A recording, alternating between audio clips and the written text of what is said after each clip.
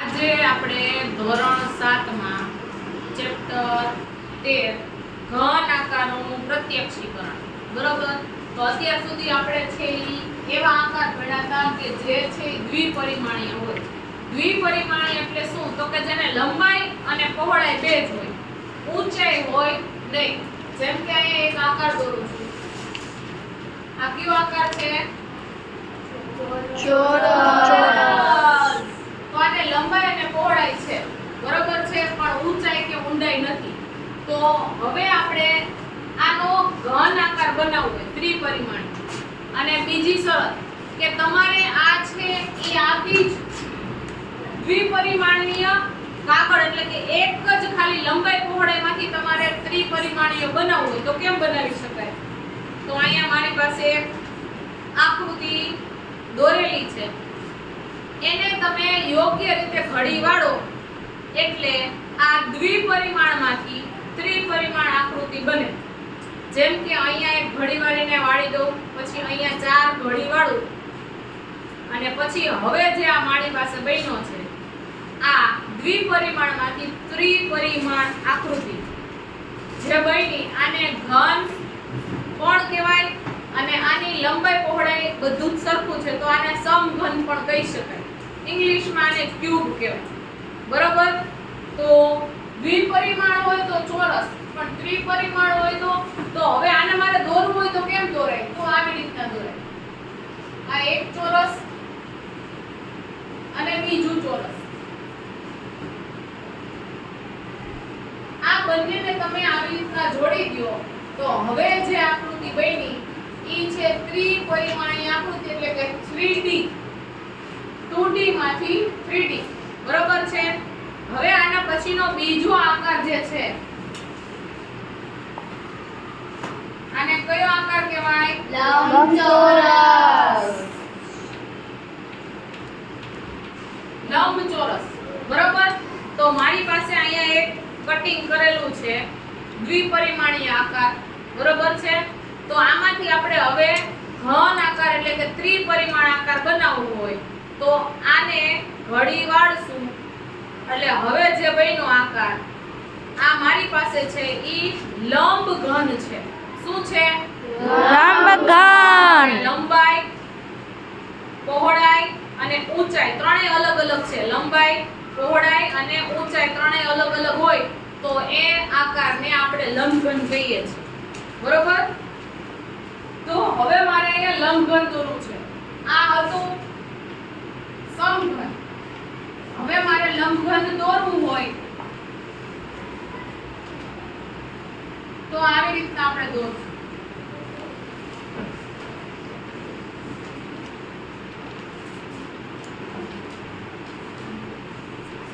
આને કહીશું લંબઘન બરોબર. તો આ દ્વિપરિમાણ આકૃતિમાંથી ત્રિપરિમાણ આકૃતિ કરી. એના પછી છે આને શું કહેવાય? ત્રિકોણ બરોબર. હવે ત્રિકોણમાંથી આપણે કેવી આકૃતિ બનાવી શકીએ? તો ત્રિકોણમાંથી આપણે છે એ આ મારી પાસે ત્રિકોણ છે બરોબર. આમાંથી આપણે આવી રીતના વાળી દઈએ તો હવે જે આકાર બન્યો છે આને કહેશું પિરામિડ. શું કહેશું? પિરામિડ બરોબર. પિરામિડના બે પ્રકાર છે. એક આનો પાયો જુઓ એટલે નીચેનો બેઝ પાયો કેવો છે? ત્રિકોણ બરોબર. તો આને કહેવાય ત્રિકોણ પાયાવાળો પિરામિડ.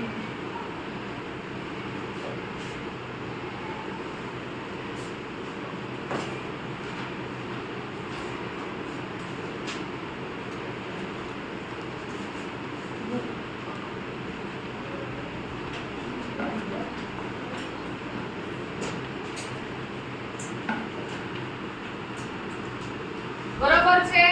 અને આની જ બદલે બીજો લઈએ તો આવો આકાર કટ કરો તો આમાંથી તમે ચોરસ પાયાવાળો પિરામિડ બનાવી શકો. જેમ કે પિરામિડ એટલે શું? તો કે એની બાજુની દીવાલ છે ત્રિકોણાકાર હોય બધી, પણ પાયો કેવો છે? ચોરસ. તો આને કહેવાય ચોરસ પાયાવાળો પિરામિડ.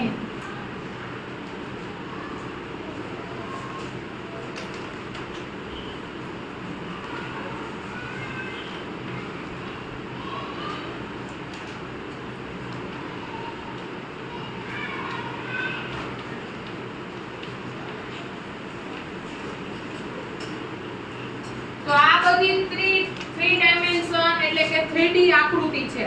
હવે ધારો કે મારે શંકુ આકાર બનાવવો છે, બરોબર? તો આ શેપમાં તમે કટ કરશો તો આમાંથી આપણે કોન એટલે કે શંકુ આકાર બનાવશું. કેવી રીતના? તો કે આને પહેલા આમ વાળી ગયો, ગોળ થઈ ગયું શંકુ કોન જેવું, અને માથે છે આ ઢાંકી દ્યો એટલે હવે જે આકાર બન્યો એ કેવો થયો? શંકુ શંકુ આકાર. તો એક જ કાગળમાંથી તમે છે એ આવી રીતના કટ કરો એટલે તમે શંકુ બનાવી શકો.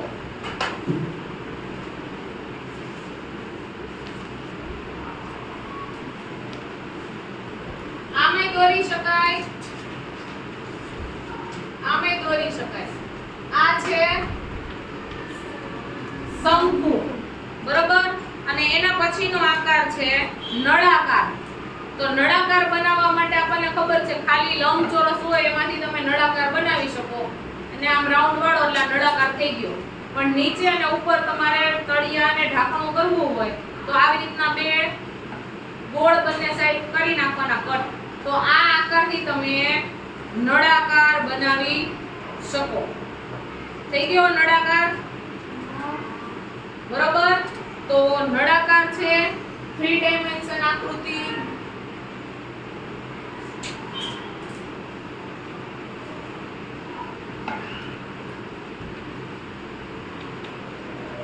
તો આવી રીતના આપણે દ્વિપરિમાણમાંથી ત્રિપરિમાણ એટલે આપણે એક જ કાગળમાંથી આપણે ઘન આકૃતિ બનાવવી હોય ત્રિપરિમાણ વાળી, તો આવી રીતના જુદા જુદા આકારમાં કટ કરવાનું.